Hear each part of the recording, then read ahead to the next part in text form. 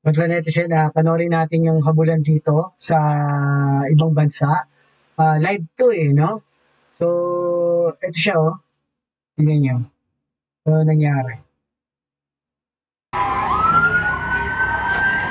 Yun oh. Grabe, no? Tao yun. Kung ikaw yung nandiyan sa part na yan, dapat talaga alerto ka.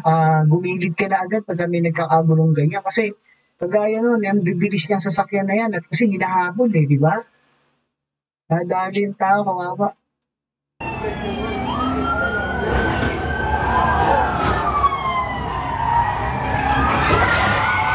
Ayun, naabutan. No? Pero mahihina din yung ano eh, yung hinahabol eh. Mas malaki yung sasakyan niya, napahinto siya.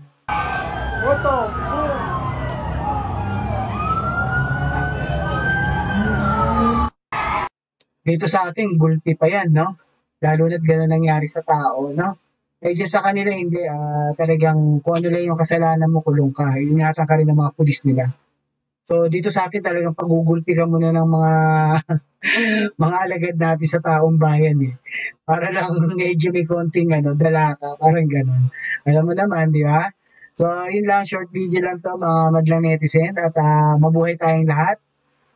Happy lang. Palaging sinasabi yan ni Tio Paeng, no? Life is short, be happy, and world peace para walang ganyang attitude, no? Maraming salamat po.